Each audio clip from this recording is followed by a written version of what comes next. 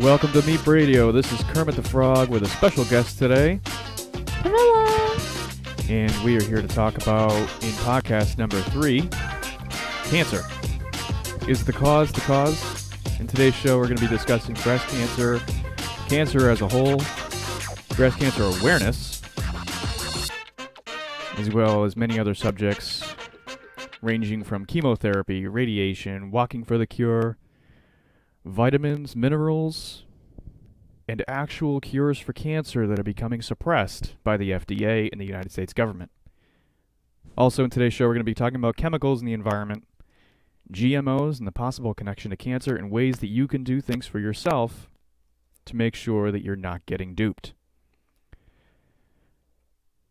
So, this is a major big topic. Sit down, get some popcorn, get a drink ready, because you're going to be here for a little while. Now, as we all know, October has been taken as the National Breast Cancer Awareness Month, and I'm aware that it's only March. I'm aware that maybe this podcast should have been done in October, but I don't feel like waiting. Interestingly enough, the month of October was taken by AstraZeneca, a drug company who not only profits from organization of breast cancer awareness, but has profited from the sales of cancer-causing pesticides. Kind of strange. So, you know, and Camilla, you can tell me this too from actually being in this, the whole pink campaign, the pink ribbon campaign, you've seen it. Oh my God, it is a nightmare if you really know what's going on. It's unbelievable the things that people do. And to their defense, a lot of these people don't have a clue what's going on, and I don't blame them. And to be honest, I was wrapped into it a couple times in my life, and it was, as stupid as it sounds, it was too much work for what it was worth. Right. So you've seen firsthand how these people can be in your face about it, try and make you feel guilty for not wanting to support something or giving money to a donation. Oh, absolutely. I had a lady try to get me to do the Avon Walk for Breast Cancer in May, and let me tell you, I do not walk 40 miles in 2 days. It's not going to happen. But regardless, she wanted me to raise $1,500 over per month for 6 months, and I'm like, I don't have that nature in me, and it was very unnatural, and it was weird, right. And it was masked by this positivity scheme that was very alerting to me, and I didn't appreciate it, and it felt very wrong. Right. I know on my end, I've seen every time you go shopping, everyone can relate to this. You go shopping, someone asks you, do you want to donate $1 to such and such foundation? Some of them have been around for such a long time now, and you'd think that if we can put a man on the moon, if we can have solutions for world hunger, if we have all these systems in place, then why is it that they need our $1 bills to really fund research? Well, there was a study, not so much a study, but a campaign from, I don't know if it was American Express, that every dollar you donate, they only donate 1 penny. This is true. To the Breast Cancer Foundation. This is true. I remember that. It was for every purchase, they will donate a penny, and that was only found out in the fine print that you could spend $1,000 on a purchase or $1 on a purchase. And it's still 1 penny. 1 penny. Think of how many times you see a penny on the ground and you just step over it. So if I do the math right, if 100 people spend up to the amount of dollars and they only donate 1 penny, that's $1 per 100 people. $1. $1. Now think of how many times that you have a credit card. I know I'm in this situation. I have credit card debt. I do. I'm not a saint. Any of you really know me in real life, you know that I look just like Jesus, but I'm not a saint. And I can tell you right now that mostly what you're paying for in a credit card payment is interest. Same with a mortgage. Same with any other type of payment. It's ridiculous. And so I have a quote here from breastcanceraction.org. In the year of 2007, the National Cancer Institute, the NCI, spent $572.4 million on breast cancer research. That same year, the National Institutes of Health, the NIH, spent an additional $705 million. The Susan G. Komen Foundation, it's the Foundation for the Cure, had total revenues that year, in 2007, of nearly $162 million. The Komen Foundation also claimed in 2007 that it had invested nearly $1 billion in breast cancer since its founding in 1980. You would think that of the billions of collected dollars that go into research, that they might have something more to say than be positive, go for a walk, and get regular mammograms. Let's talk about mammograms for a minute. Okay. What was a study done that there's basically an early detection way to figure any type of cancer, but specifically breast cancer, and that mammograms have a high dose of radiation in them? Wouldn't you think that it would fuel any type of cancer by early detection, quote unquote? Well, absolutely. I mean, if you look at any place else in the mainstream media, we talk about radiation, we talk about nuclear bombs. I mean, just look at what happened in Chernobyl. You know, that was a long time ago, but more recently, look what happened in Japan with the nuclear plant meltdowns. Not to mention Hiroshima and Nagasaki. So the small country of Japan, and just let me bring this into perspective for you. Japan is a small island chain similar to Hawaii. Okay? It's like, I want to say it's kind of like Massachusetts and Connecticut and Vermont maybe. It's like that. It's very small. So this entire nation has had 2 nuclear bombings and meltdown of nuclear plants. That's radiation. And what we also use as a cancer treatment is radiation. So tell me, going back in time, even for tobacco users, anyone who's a tobacco user, you smoke cigarettes, you smoke a pipe, whatever. One argument that I hear sometimes, and that I've made myself, is that, people have been smoking tobacco for thousands of years. And why is it just now that we're discovering that there's these horrible, horrible cancers that are coming out of it? Well, back to the World War I, II, and practically III in Vietnam and Korean War and all that stuff.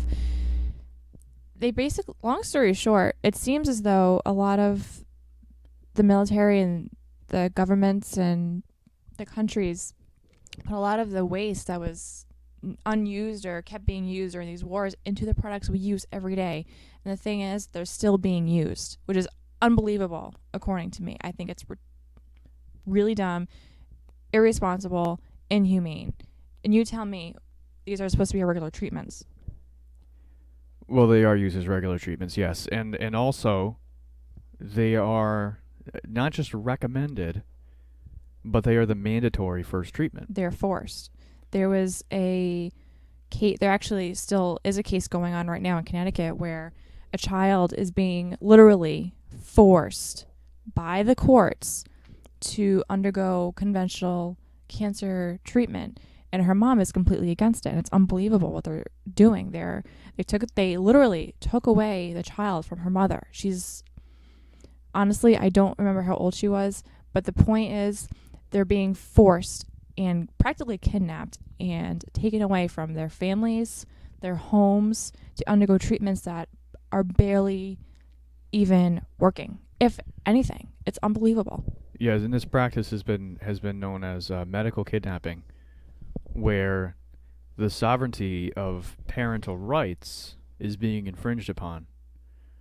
So let's say, for example, that I had children or you had children, and they had been found to be stricken with cancer, or even not just cancer. Like, let's say that they had the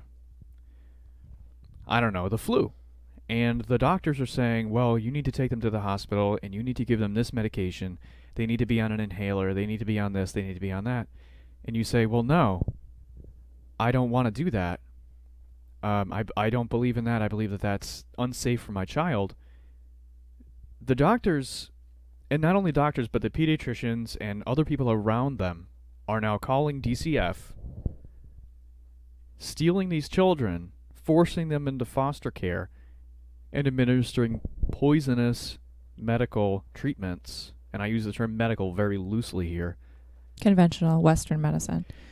Exactly, conventional Western medicine. Can I just make a point here? Sure. Personally, I grew up with a holistic family. My brother-in-law is a chiropractor. My sister was a therapist. My dad has practically been bedridden for 20 years on painkillers. So I grew up with a very broad spectrum of healthcare. Anyway, in regard to medical doctors, from what I learned through certain people and numerous sources, medical doctors only take very minimal classes on nutrition and things that don't involve chemicals and poison and drugs. And they really don't understand. And then you tie into, if you really dig deeper, the medical communities, the medical colleges, the very high end, everything that we regard almost godly, basically, are tied into pharmaceuticals, government funding, things that, but you can go back to GMOs, all that stuff. And we will be getting into GMOs. Yeah, we'll get there. It's very, very broad. Anyway, they all tie together. They all have this monopoly, and it ties into every single corner of our society, and it's disgusting and ridiculous. And in their defense, I do not blame the doctors for pushing these things, even though they don't know, or they seem to not know what to do with it, about cancer treatments. And what gets me sometimes is that I'm in holistic health. I'm a practitioner. And I hear people say, oh, I don't know if this will work, but blah, blah, blah. And I see it on TV all the time.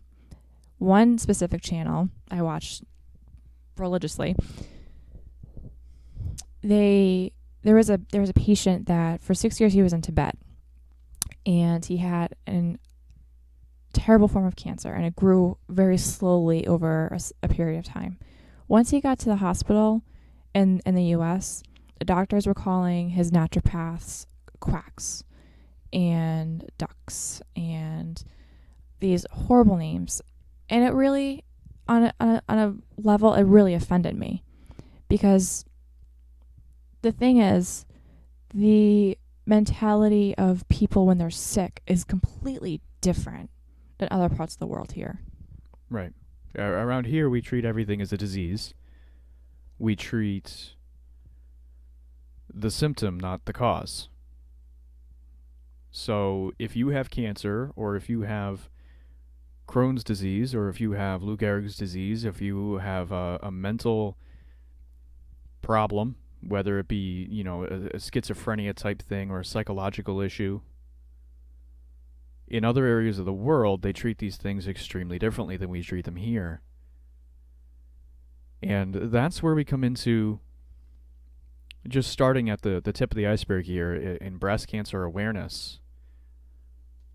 We're going to come into how the media and how these organizations use propaganda techniques, thinking lightly techniques, to try and to get people's money so that they can keep propagating a culture of illness and a culture of disease. And just to pay some credit here to some of my sources, you can learn more about these factoids at thinkbeforeyouPink.org. They're an excellent organization, excellent website. They have a lot of really helpful information, and they source their information as well. Just some quotations here of things that I've heard people say in documentaries and things I've heard people say in person. All right, I'm going to go over these individually here. So, raising funds for awareness. Isn't that contradictory on many levels? Raising funds for awareness. Think about this for a minute.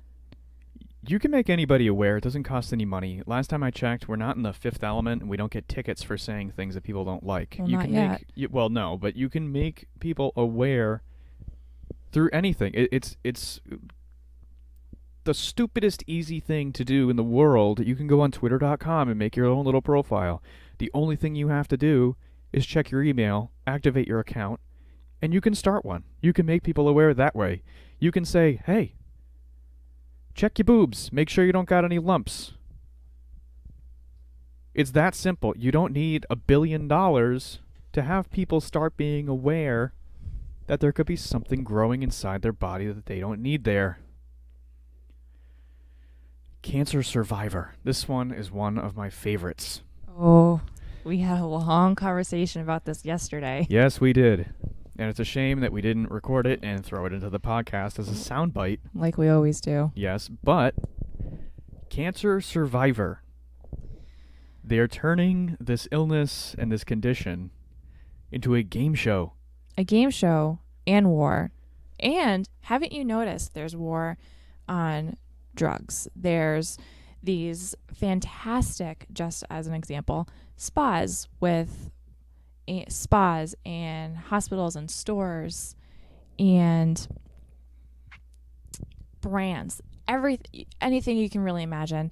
And it has what's the sin that it's like if you do this or are this way, then you're going to go to this dimension when you die.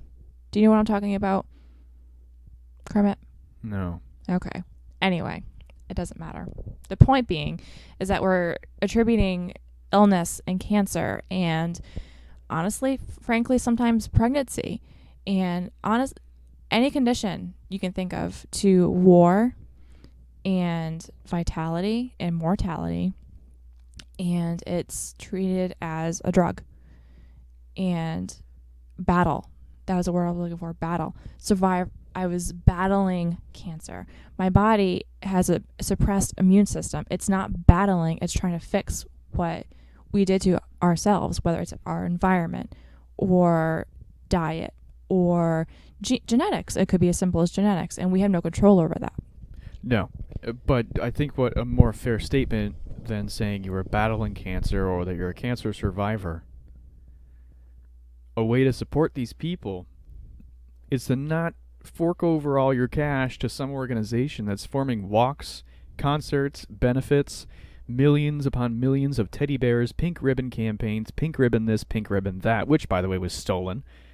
Oh, yeah. Oh, my gosh. I don't remember her name, but I don't remember her name. It was originally an orange. Yeah, it was a very, salmon-colored ribbon, and there was this woman, and she passed out little cards with the ribbon on it saying, this ribbon supports the breast cancer awareness, and I just want you to pass these along. It was made in a time where women were being told in their doctor's offices, you have two options. You can either die or become incredibly disfigured. Or we cut parts of your body off to stop the spread of cancer. And today, we know this as a mastectomy. Back then, this was not widely known. You didn't have people saying to them, hey, look, there are other options here. It was, we either cut parts of your body off or you're dead. So what do you want to do? So this woman she did tons of these by hand. She went to the craft store, she bought some ribbon, and she folded them over to make this orange ribbon and passed them out on the street corners. And she just said, hey, look, I just want to spread this information out there. That's raising awareness. That's telling people something that they don't normally have the information. Having these gigantic campaigns doesn't help anybody. If you watch these documentaries or you go to one, you'll hear all these people and they're walking around in their pink shirts. I'm a cancer survivor. I'm a cancer survivor. I was battling cancer. We're a community. We're a sisterhood. We're all together in this fight. It's bullshit. They don't have anything to do with the research, these organizations, nor do the people that go to these things. They actually feel as though they're battling cancer by walking down the street. And that's fine and good. But the thing is that these researchers are owned by the pharmaceutical companies. That's where it gets messed up.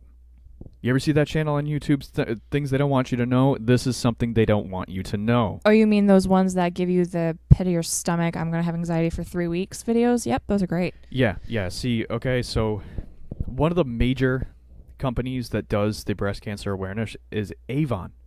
Oh, Avon. Knock knock, Avon calling. We'll get into EWG later on. But for now, Avon is a big contributor.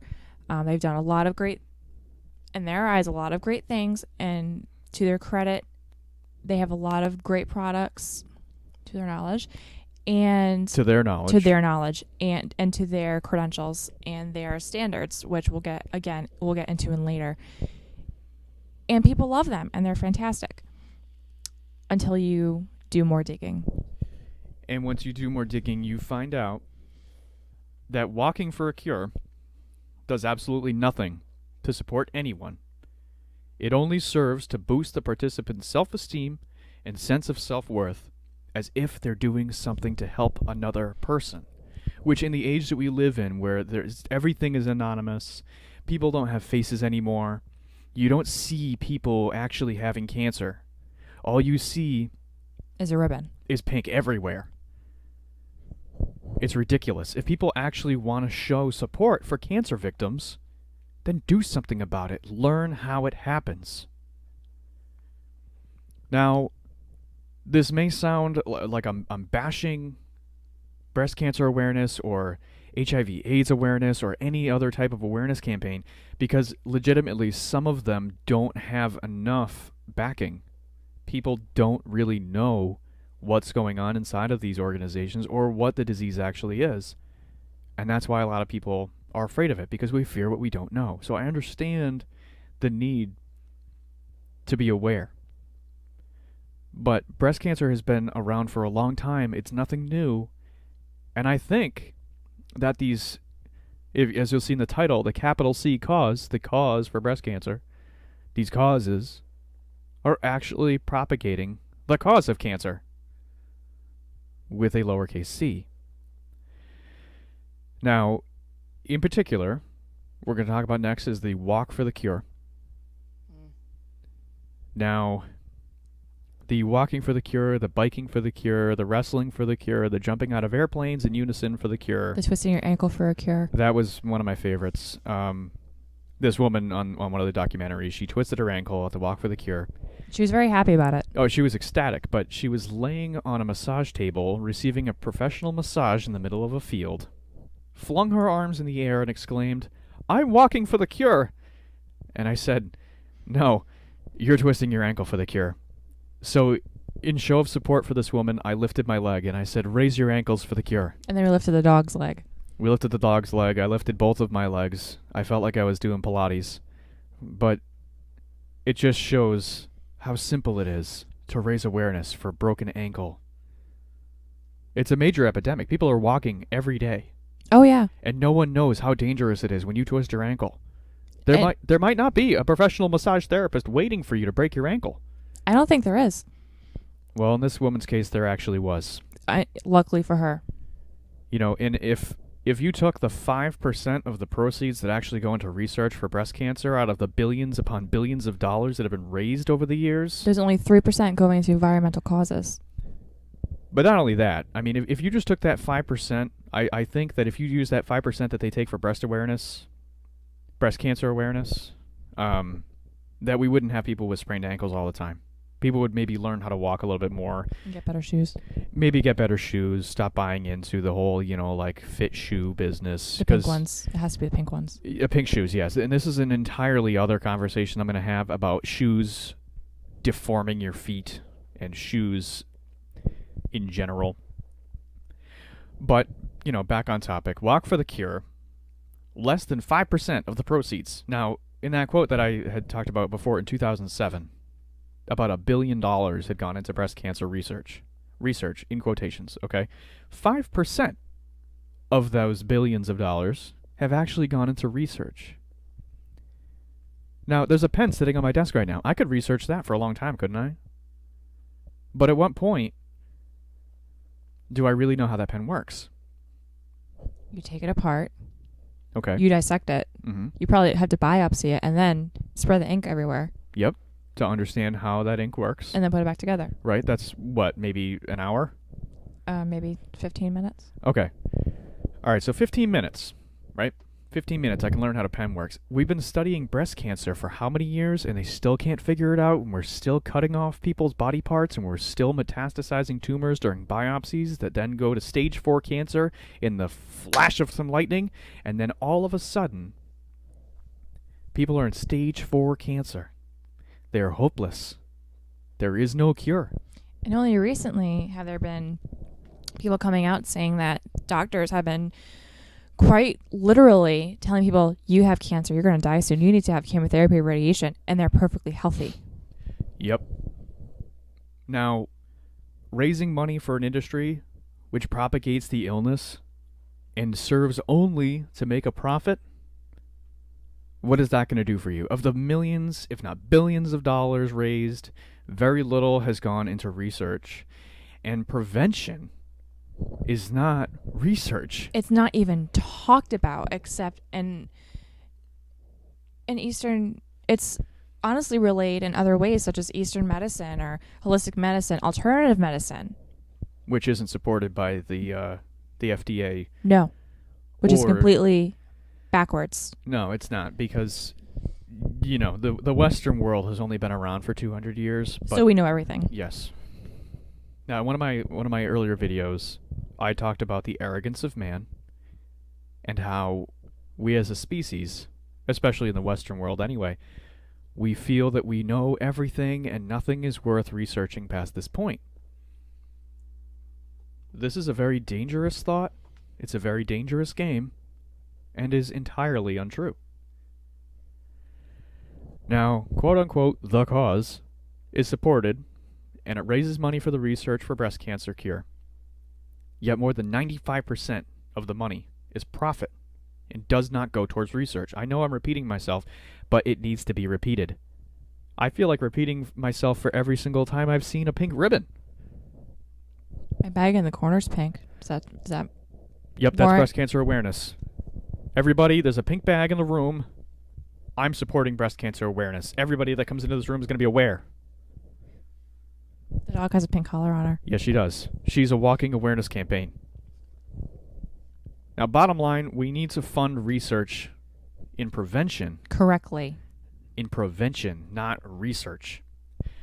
Now, let's move on, shall we? Yes, please. To how cancer as a whole is being dealt with. Not even talking about, how cancer begins, how it starts, nothing. I'm not even going to go into that right now. I'm just going to talk about the mandatory treatment option that people have, or rather they don't have options. It's either chemotherapy and radiation or both of them together. Or you die. Or you're dead. So it's a mandatory first treatment. Now, after chemotherapy and radiation, you can feel free to do whatever the hell you want. But before you do anything, because, by law, we're all required to have health insurance now. That's a joke. It is a joke. Another conversation altogether. But it is a mandatory first treatment by the FDA. Alternative medicine is not allowed.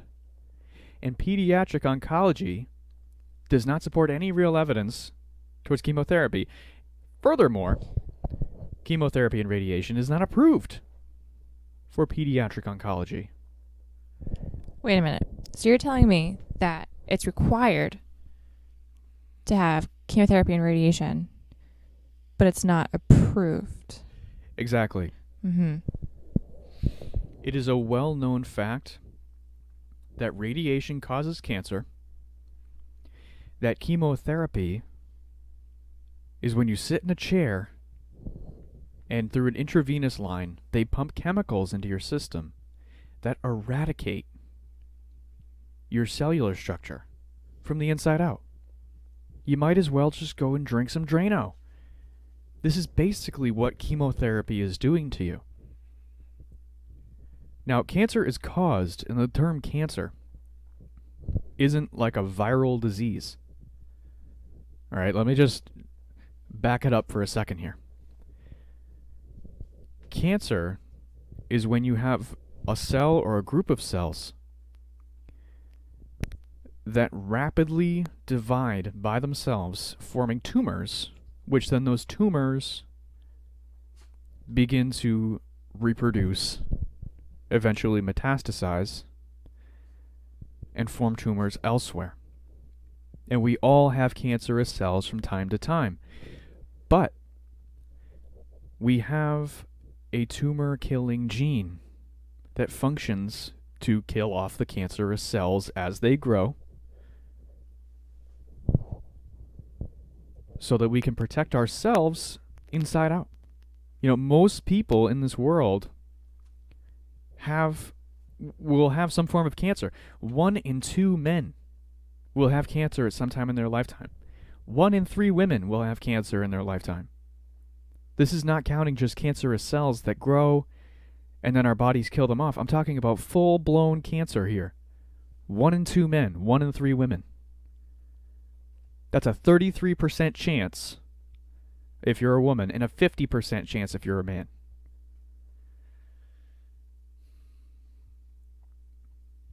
Now, we were talking about mammograms earlier and how they say that, you know, the best thing that you can do if you have breast cancer Is get a mammogram. Yeah, or to see if you have breast cancer is to get a mammogram and do regular self-exams and to try really hard. I don't care how hard you try. You can't try not to get cancer. Can we sidetrack for a moment and talk about anatomy for a moment? So, I may not have verbatim these straight. However, you get the broad idea. Haven't you noticed how many billions of dollars and how many commercials and billboards and newsletters are written about bras? Yep. And then we also go, later on, we'll go into chemicals and deodorants and all that.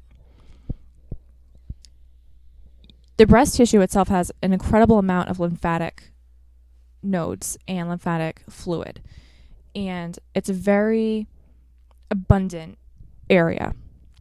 When you put certain bras on, they squish those nodes and they almost get clogged in a way, without a lack of better terms, and it doesn't allow. It's kind of like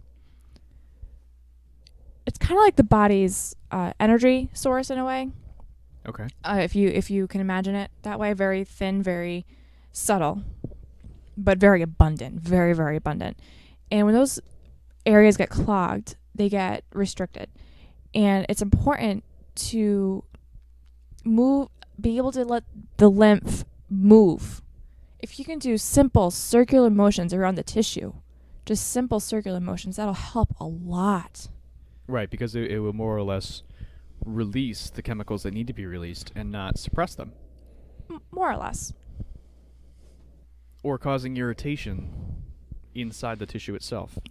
These bras are very irritating. What we're talking about here is underwire bras. Mm-hmm. Now, and even certain sports bras.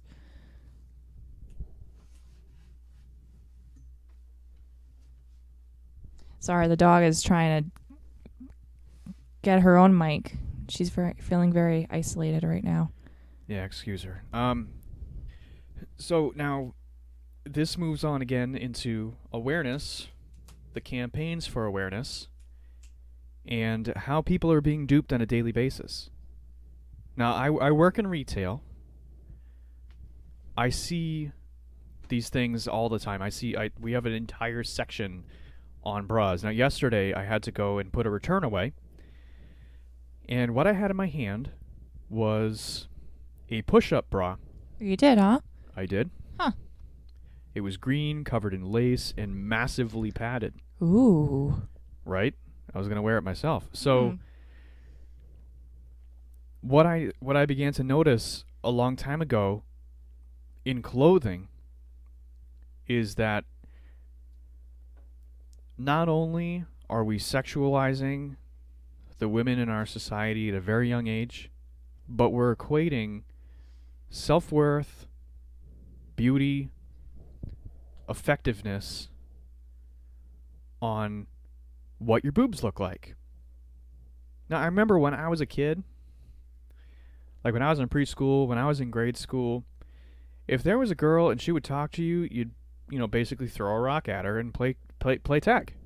That's what we did. We threw rocks, we threw sticks, we beat each other up with implements of nature, and it was all sorts of fun. Like, I had this game that I played called Wizard, and I was a wizard, and I had my own little hut in the back, and there was this girl. I forget what her name was. I think it was like Kristen or Brittany or something, and no one wanted to let her play because she was a girl. And I was like, well, let her play. She could be the witch. So I threw a rock at her, and then she wanted to play witch. So, or wizard rather. She was the witch. So we just kind of like grouped everybody in. It was a big game, And never did it cross my mind that this person was going to be in a like a mate or anything. I was in preschool, But you look at these kids today, and they're like, oh man. Well, they don't have voices like that. They're like, oh man, this girl's super hot. Yeah, she'd be my wifey. At 4 years old. At 4 years old. I mean, why? Why is this a thing? Why are two-piece bikinis going on infants? Oh, that is a whole different ballpark. I mean, seriously. So as we're raising awareness for breast cancer, we should also raise awareness for the respect of women as a whole. And modesty. And don't be disrespected by having someone tell you that you need to wear this kind of a bra so that it makes your boobs look really nice and they're pushed up into your freaking neck. And it is really uncomfortable. Like, physically, certain bras are very uncomfortable. And your shoulders take a lot of the brunt of it, to be quite honest. Right. Now, I'm not a woman, so I wouldn't know firsthand, but yeah, I'm a very deep-voiced woman. Now, I'm not a woman, so I'm looking at this subject as a man. And what I've noticed is that there's a lot of pressure on women in many different facets of society, whether it be in the fashion industry, the food industry, television, radio, whatever it happens to be. There is a lot of pressure on women to be someone else, not to be who they are. So a lot of the time you see these women being objectified or victimized. I mean, I'm not going to get too far into this, but like, look at 50 Shades of Grey. Are you serious? Oh. Are you kidding me? That is a whole podcast alone. Are you kidding me? That's where I'm going to end with that. Now, back into chemotherapy and radiation. That was a tangent. That was a very big tangent. Radiation kills all fast-developing cells, and that's why you see cancer patients who their faces look gaunt. They have black circles under their eyes. They have no hair. They're very pale. It literally burns the follicles, the hair follicles. Not only burning the follicles, but the reason why their faces look like that, like they just came off of a 6-day bender, is that inside your face, and especially inside your mouth, your cells reproduce very quickly. And those cells are full of your genes. That's where people get like the cheek swab for DNA. Maternal testing. Yeah. Yeah, or if you ever watched SVU, that's the number one way that they catch criminals. Or Dexter. That or they just, come out and say it in some passive-aggressive way. But anyway, we're not talking about SVU. These cells are very fastly reproducing and very fast in their development. Radiation kills all that.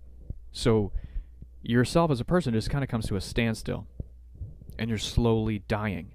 Now, when we look at death is when your cells cease to reproduce and you're stuck in the same exact body.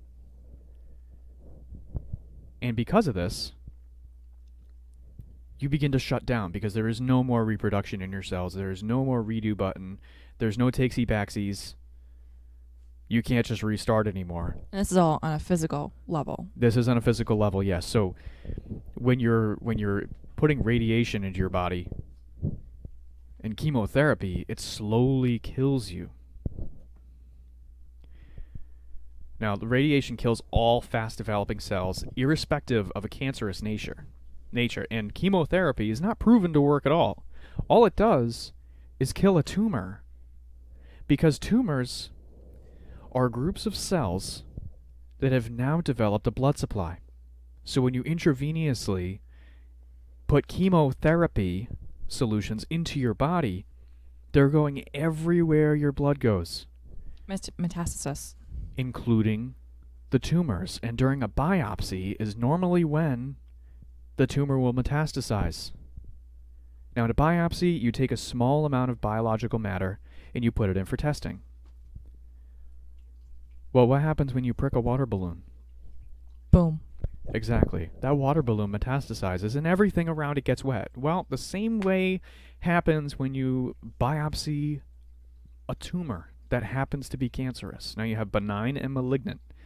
Malignant is bad, benign is not so bad. And this happens everywhere. You know, in any form of tumor, any kind of cancer or whatever. But it's also been recently discovered that there are many, many, many different forms of breast cancer, and it's not a catch-all. Now, so we've kind of covered chemotherapy, we've covered radiation, we've began to talk about the Breast Cancer Foundation and these organizations that look like they're trying to help people, but in reality, the products that they're manufacturing are very dangerous for you, including sunscreen, eyeliner, skincare products, shampoos, foods, everything. These chemicals are banned in many parts of the world, and these chemicals are also masked in name. They're banned in other countries because they have the brains to say, oh, that kind of sucks. I don't care how much money I could probably make by selling this and putting it on a shelf. I'm going to say, no, this is banned. Let's find another solution so we don't kill our own population. But companies like Avon, companies like Garnier, companies like Pantene, Revlon, Maybelline, CoverGirl, big brand names across the board. Now, I work in retail. I do occasionally have to stock areas that have makeup, and I almost don't even want to do it. I've almost refused to do it before because of the simple fact that by me putting that product on the shelf, I feel personally responsible for anything that happens to that person.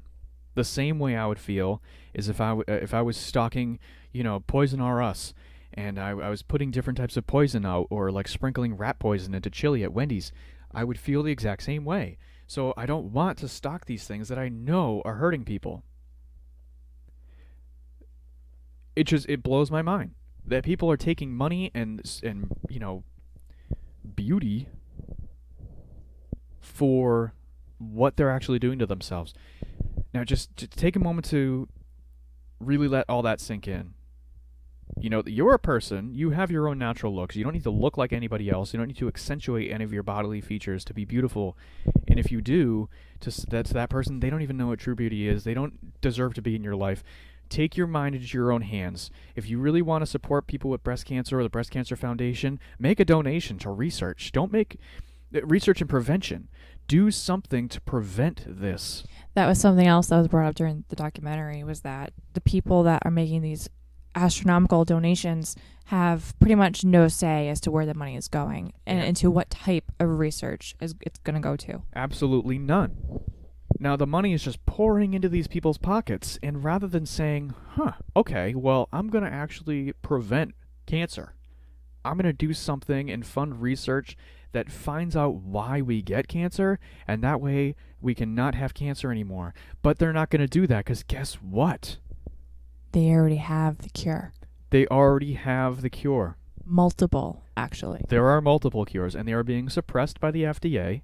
They are being suppressed by the United States government and other governments around the world. And they're being scoffed and laughed at. Now think about this for a second.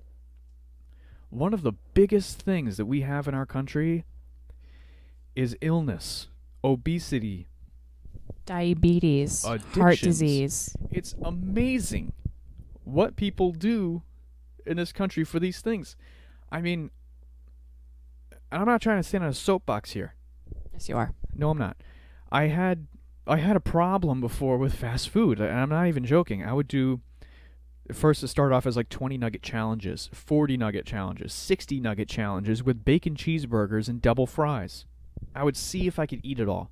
I would go to the store and get a 120 count bag of pizza bites or pizza rolls, whatever they're called, and I would down the entire thing in a sitting. I don't do this anymore because I started to notice that there were things that were happening in my body, and I was like, well, this isn't right. This shouldn't happen. I shouldn't feel like I'm short of breath because I'm eating.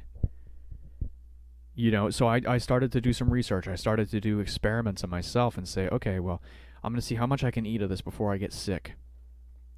And then I decided not to eat it at all, and I'm going on a year of not having McDonald's, Burger King, Wendy's, Taco Bell, any of these things, and I feel much better than I ever have. And just to note, every time we do drive by them, he is like, I can't believe I used to eat that stuff. It's disgusting. I can't even think of it. The smell of it actually clogs my nose, and I have to blow it out or get a drain snake to plow out my nostrils because it's just poisonous. And then we go home and eat salad. And then I go eat salad. Salad is my new McDonald's. It's awesome, and it doesn't happen in a day. It happened over quite a long period of time. A very long time. I used to eat McDonald's exclusively 2 to 3 times a day on top of any other meal that I was eating. It's sickening. And the point being is that this is considered convenient, fast, and decent food. And that's mainstream. In my mind, it was accepted because they have them everywhere. So if I was hungry, coming home from work, whatever it happened to be, I was just like, oh, okay, well, I'm going to stop and get something to eat, and then later on I'll have something else. And it's kind of just, like... It's the way of life. It is a way of life here.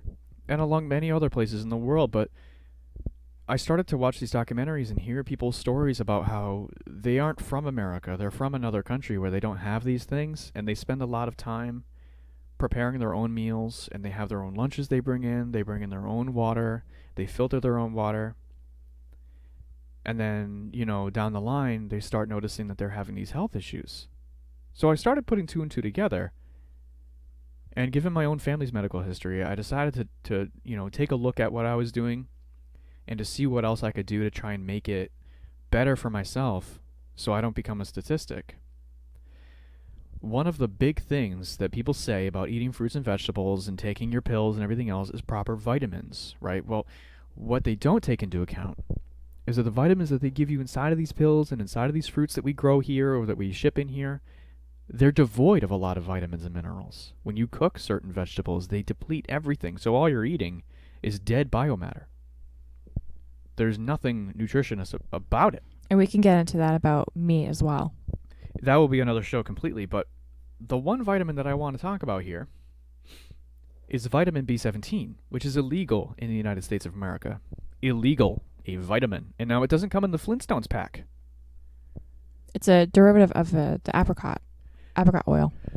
Yeah, in other areas of the world where people have foods that are high in these vitamins and these B vitamins, they don't have cancer. It's not an approved medication in the United States. You can't get these foods here in the United States.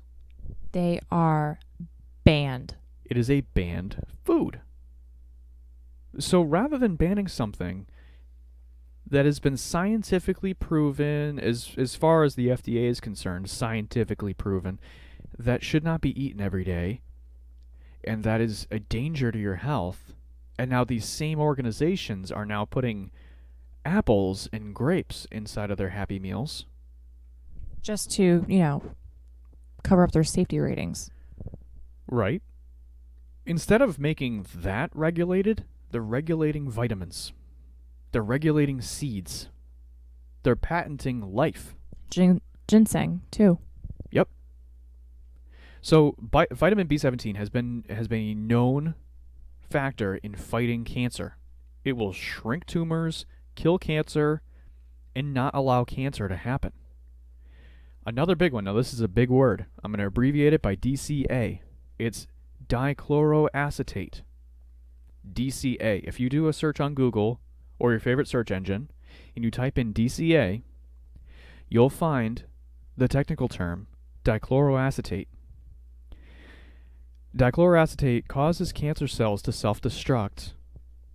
It corrects oddities in metabolics in your body, shrinks cancer cells to the point where they no longer exist, and it's non-toxic. Not to mention that it is incredibly inexpensive. Now, when you look at a normal cancer treatment like chemotherapy, radiation, these types of things, not even including surgeries, Just the chemotherapy and the radiation therapy cost so much money. It is ridiculous, and that is why they are pushed. Because who's making out in this deal? The big companies, the hospital organizations, the cancer research foundations. Every time you go in for chemotherapy or radiation therapy, you're lining somebody else's pockets, and you're only prolonging your own death. And just a tangent or a disclaimer, really, it's not the patient's fault that if this is what they've got, that's what they've got. We're not blaming anybody. The fault is not yours. No. We're just throwing it out there because a lot of people don't know. This is, if anything, the people that Kermit and I hang out with a lot, this is new knowledge to them because it was so common. And even people like our nutritionists and dietitians and other therapists that we know, they have no idea about any of this. This is cancer awareness. This is bringing information to you that you did not know before. And if anything, it's going to spark. My hope is that it sparks a little bit of a fire in your belly and you say, hey, that doesn't sound right to me. I'm going to research that. Do all the research you want. Go for it. Go look Knock it your up. socks off. Look it up. It's all there.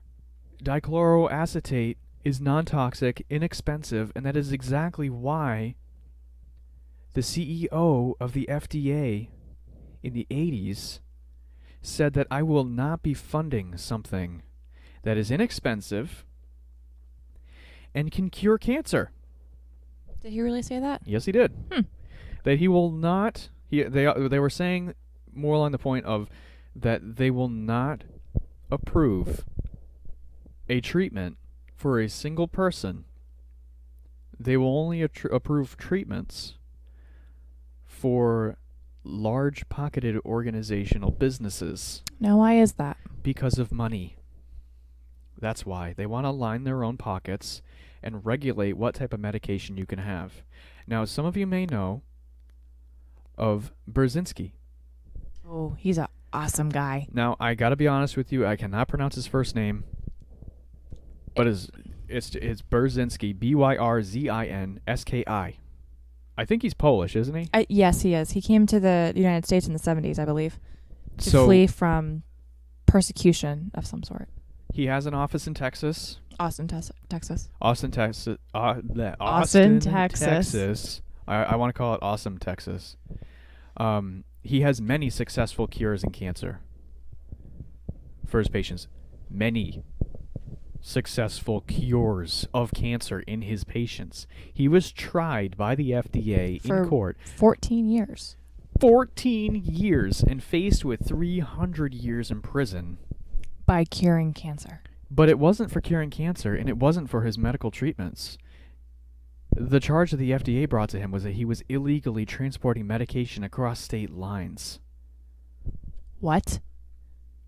How is this possible when his lab is in Austin, Texas, and he operates on people in Austin, Texas? He has a good number of employees as well. Yeah, and I don't see him going anywhere near a surrounding state.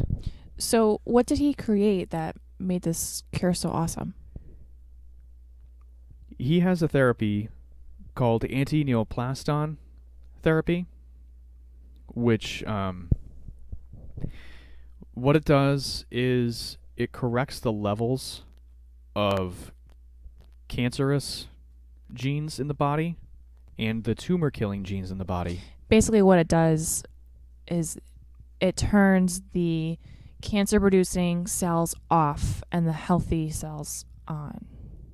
Right, more or less. That's what I was looking for. So if you can imagine two groups of LED lights, and on the left-hand side you have the cancer cells, and on the right-hand side you have the tumor-killing genes.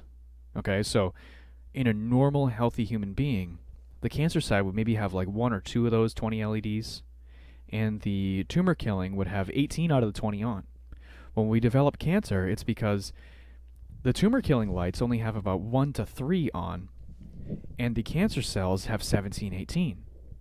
So the reason why we even developed cancer in the first place, he discovered, was that our tumor-killing genes are not powerful enough to combat the massive army of growing cancer cells, which allows the tumors to rapidly reproduce and become extremely aggressive.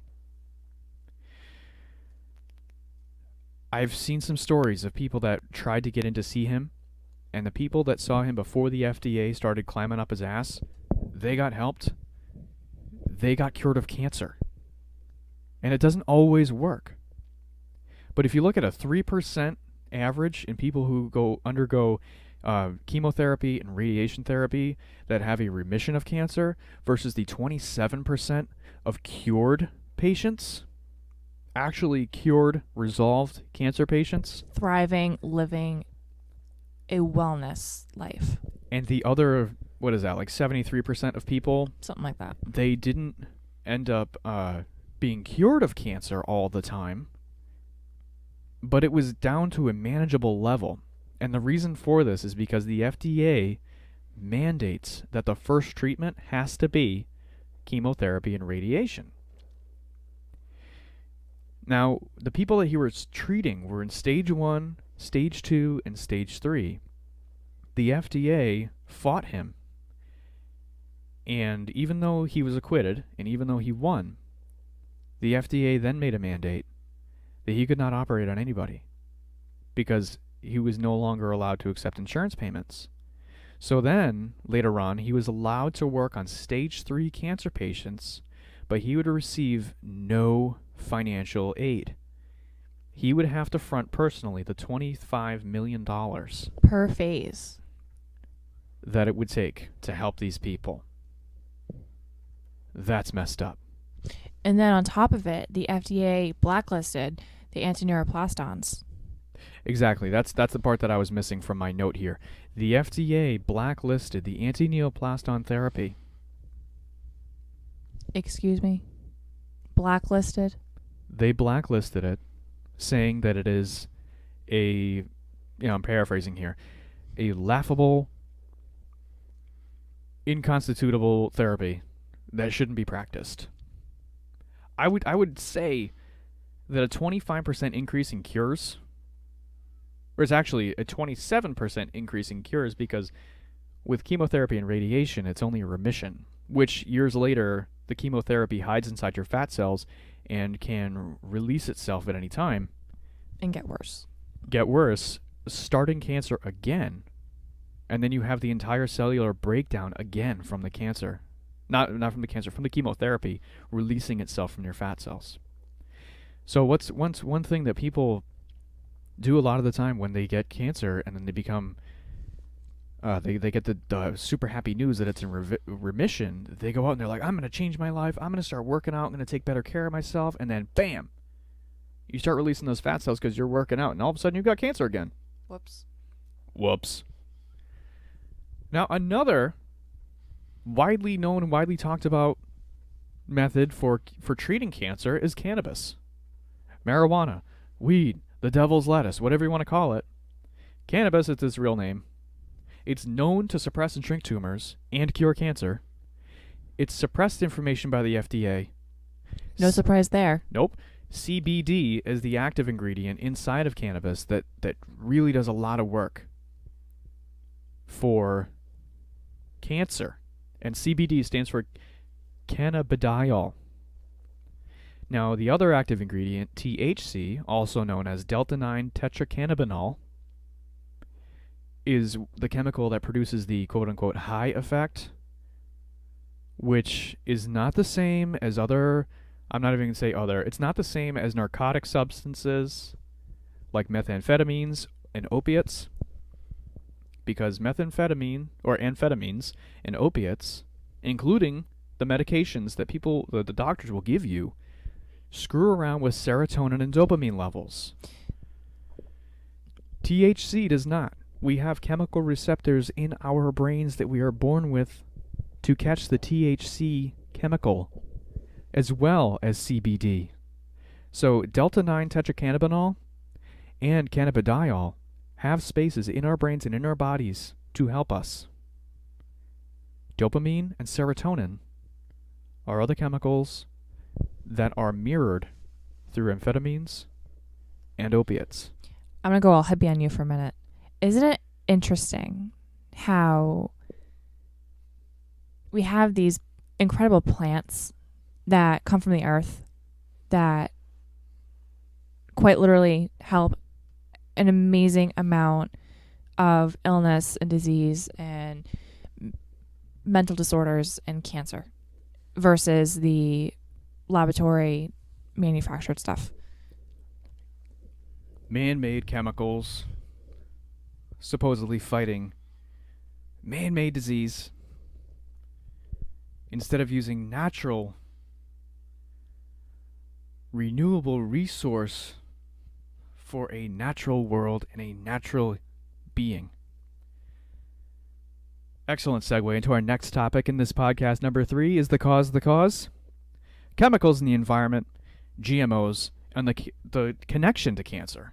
Oh boy. So, as I was talking before about bras and makeup and all these other things, women use more products daily than men. This is incredibly true. I basically got, I don't want to say yelled at by, but more awestrucken by a couple estheticians that they said, what do you mean you don't use moisturizer, makeup, eyeliner, lipstick, toner? I just don't. Well, you're going to have wrinkles by the time you're 30. Okay, that's perfectly fine. Who cares? Does it really matter that much that we don't have wrinkles? Why do 40-year-old women need to look like they're 15? And why do 15-year-old girls want to look like they're 30? Why? You see this in no other area of nature except for humans. And now, as I said earlier, breast cancer awareness advocate companies, such as Avon, are made, the products are made with chemicals known to cause cancer. So what are they doing at these conventions? And yet, at the same time, I believe it was one of the founders or the CEOs of Avon said specifically that, oh, no, there's nothing wrong with our products. They're perfectly fine and safe. Wolf in sheep's clothing, people. Come on.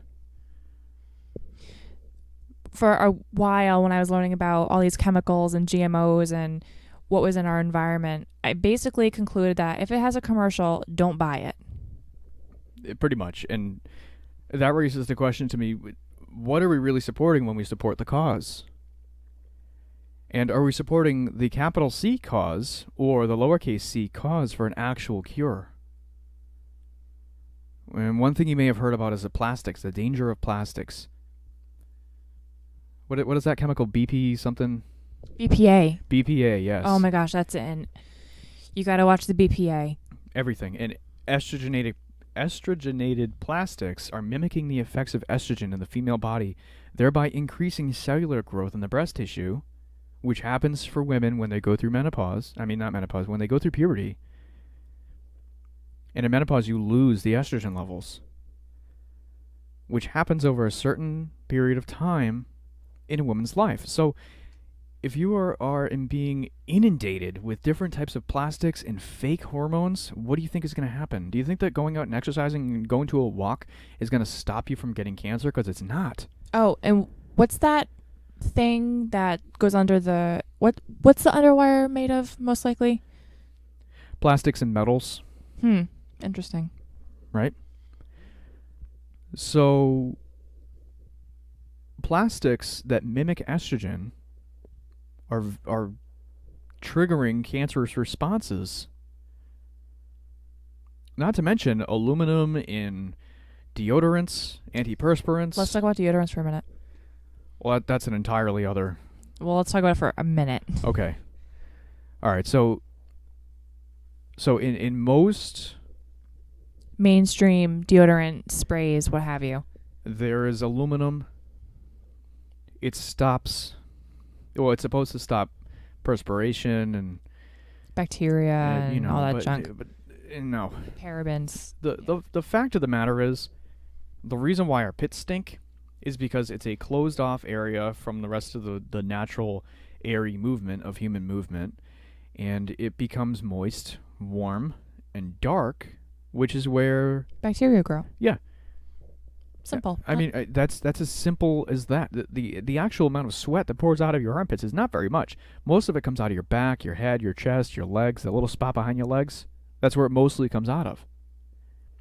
Because there's more surface area for the heat to escape. So by pouring aluminum and metals and poisons, disguised as fragrances, by the way, into your armpits, what's the next closest thing? Now, breast tissue does not only happen on the front of a person's chest. It wraps around the side. Yep. For the most part, underneath your axilla, your armpit. Yep. And that's where it comes from. So the next closest area for these poisons to get into as they seep into your skin is to go straight into the chest and straight into the breast tissue. Oh, just something I thought was very interesting. And note, if you're ever going to get a mammogram, don't wear deodorant, because the particles of the deodorant may look like cancer tissue. Exactly. Now, whether you call it aluminum or aluminium, or parabens, or there's so many different types of chemicals. Aluminium is mimicking cancer cells in the breast tissue. All the time. When you go for a mammogram, the doctor, he or she is sitting there and he says, or she says to you, "Hi bloke," or "Hey miss, did you put on deodorant today? Did you put antiperspirant? The aluminium is mimicking cancerous growths in your breast tissue, making me think that you might have cancer. You might as well go to chemotherapy and radiation therapy." Last time I checked, that's just stupid. Just don't. Look for an alternative. There are many out there. Tea tree oil. Tea tree oil is one of them. Coconut oil. Coconut oil is another one of them. There's hemp oil. Hemp oil, crystal rock, sprays, certain sprays. Also Fraggle Rock. Certain essential oils, lavender, lemon. What other good ones are there? I can't even think of any off the top of my head, but, you know, naming deodorants after, like, wolves and spaceship and phoenix and firebomb. I don't want to smell like any of these things. And honestly, they give me a headache. They're just gross. Come on. Really? Come on. I love the cucumber smelling Dove. That one's awesome. She's talking about the soap, not an actual bird that flies around smell like a cucumber.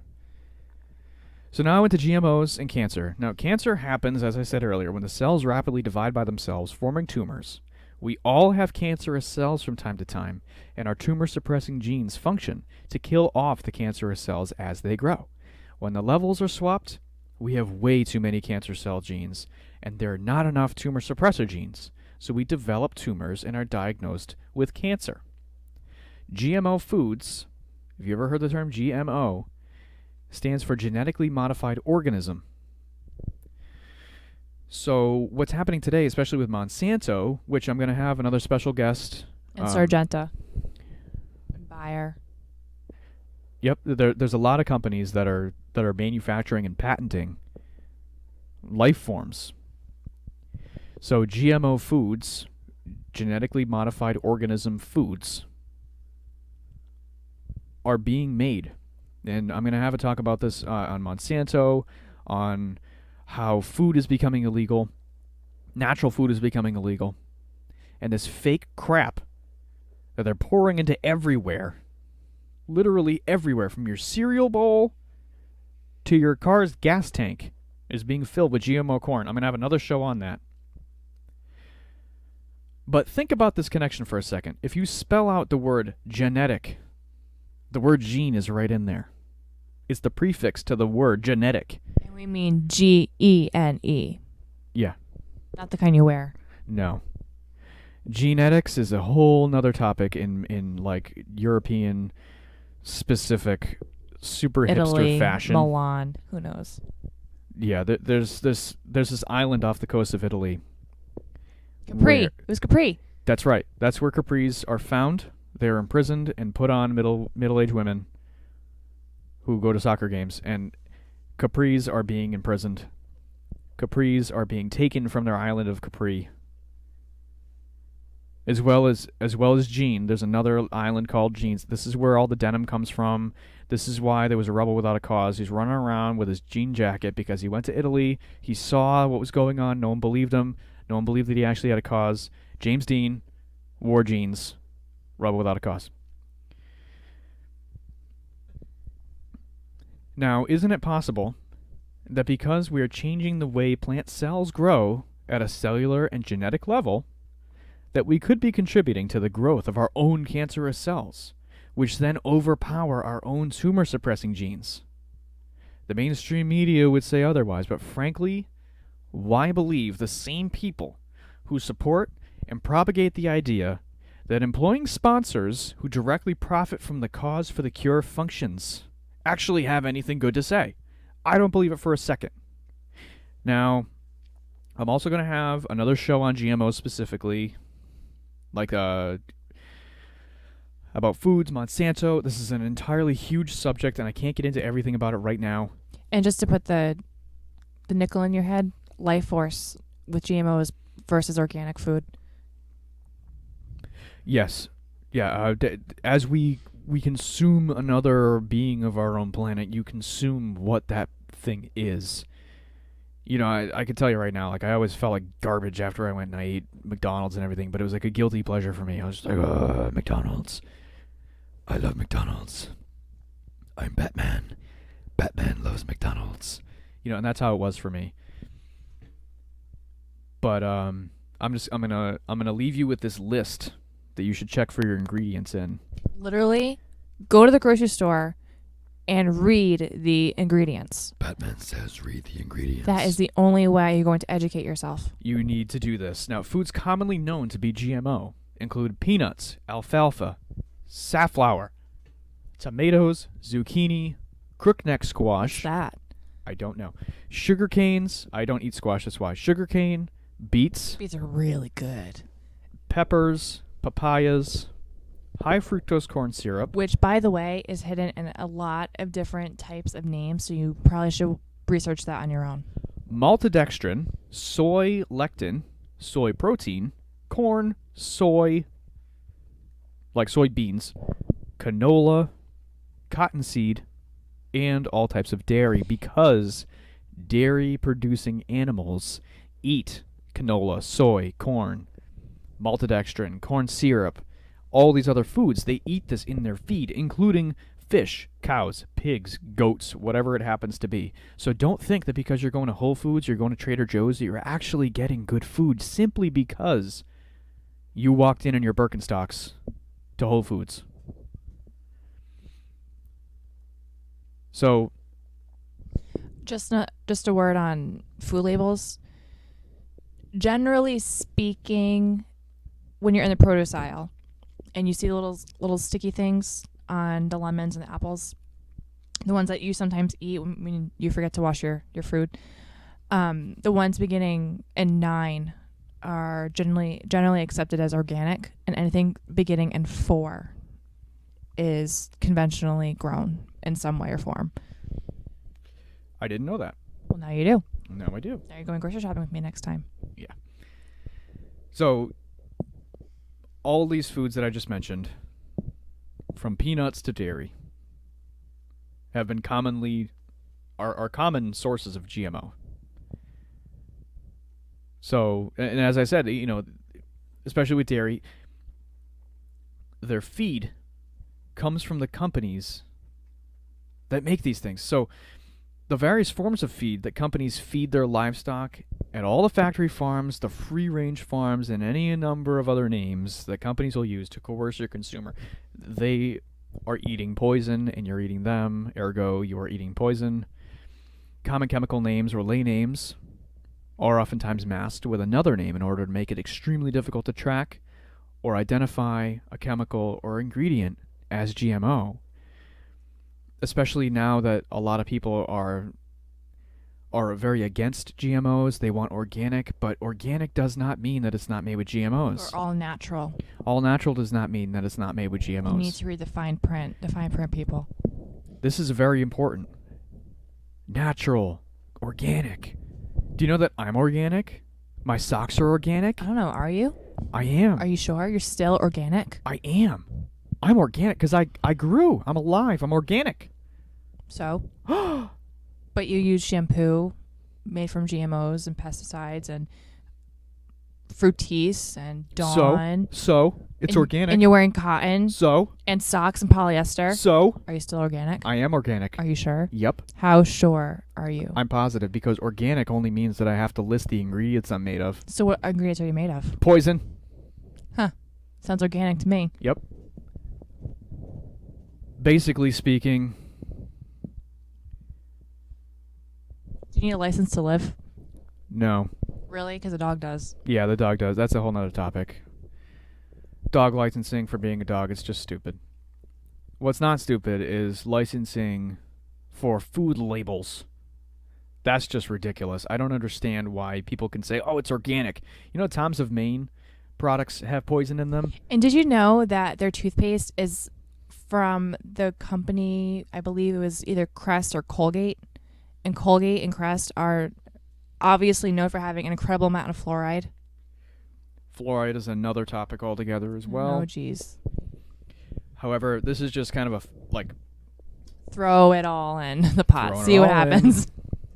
And all of these things here have links to cancer. That's why this podcast is strictly about cancer. It's about breast cancer, about awareness, becoming more aware yourself. And honestly, you can link all of these things, like GMOs, the chemicals, everything, to other types of cancer, not just breast cancer. No, not just breast cancer. However, I chose breast cancer for this talk mainly because it's one of the most widely known. That, and also because of Katie Couric's husband, he died of colorectal cancer. So we know a lot about colorectal cancer from Katie Couric. We know a lot about breast cancer from all the Pink campaign. And we know a lot about testicular cancer because of Lance Armstrong and his bicycle riding.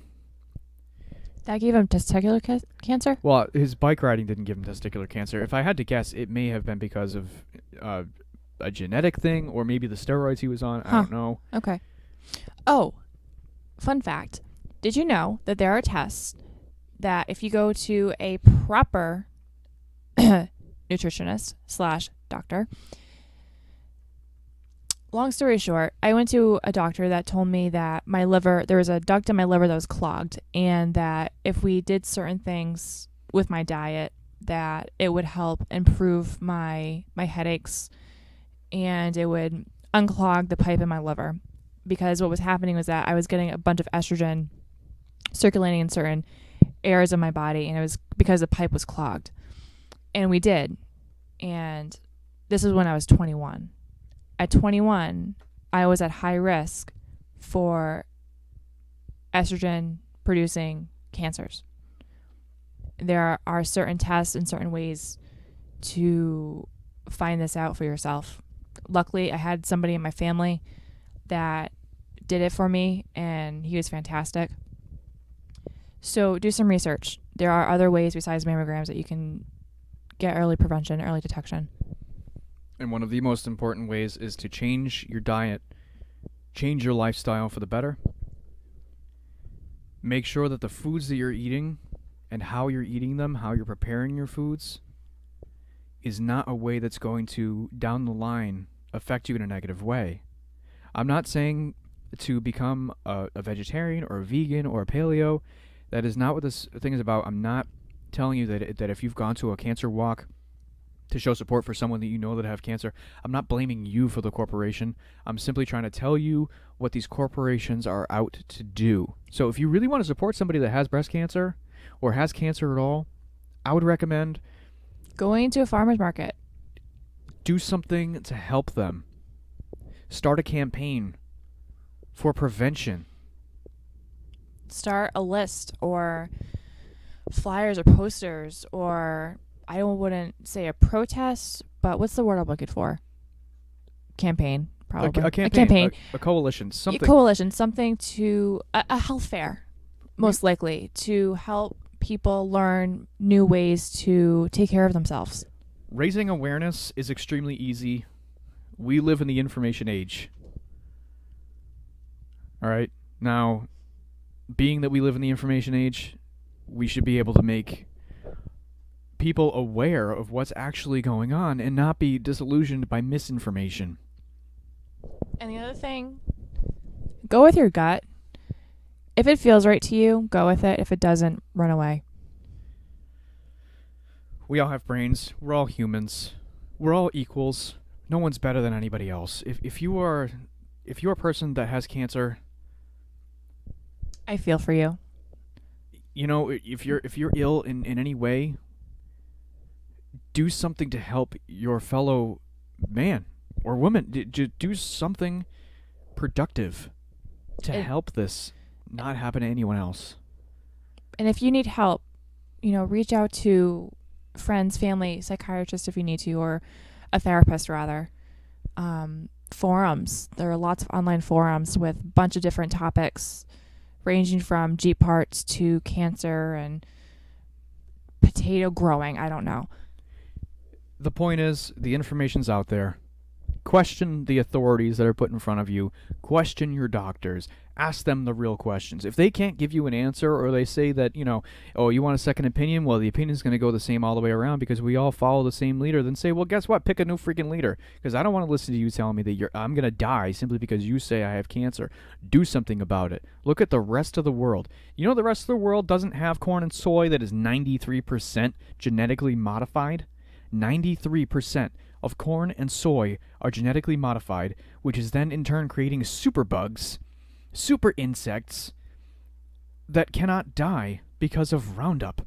We make Roundup-ready food, but guess what? Just like in Jurassic Park when they said, life will find a way. Jeff Goldblum, right there, everybody. He's not only famous for The Fly, he's also famous for his work as a chaos theorist. It sounds like a really bad sci-fi movie. We're living in a really bad sci-fi movie. Or Michael Crichton. He has really good books. Yes, he does. And we're living in a really bad sci-fi movie right now. Do something to change the plot line. Do something to be an antagonist. Do something to help your fellow man. You've been listening to Meep Radio. This is Kermit the Frog. And Camilla. We thank you for listening. Once again, if you have any questions, feel free. Email me on here. Send me a private email on YouTube or at meepradio@yahoo.com.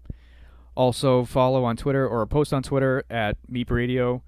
Facebook.com, meepradio. Or it's actually on Facebook. It's facebook.com/meeptruthradio.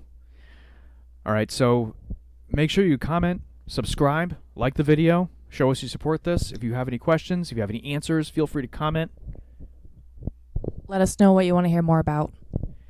We're always open to suggestions, constructive criticism, or otherwise. We love doing research. That is all I do. And all we talk about all day long. And in the upcoming episode, podcast number 4 is going to be on bullying. Bullying in every facet. I have a special guest coming on. She's a high school student. She's been dealing with bullying for a long time, and she's going to be talking about ways that it has happened, how it's affected her, how it's affected people around her, and what changes we can make. So make sure you stay tuned. She's a rock star. You're going to love her. She is. She's awesome. And you have been listening to Meep Radio with Kermit the Frog here on YouTube and any other facet of auditory awesomeness that you can imagine. Take care.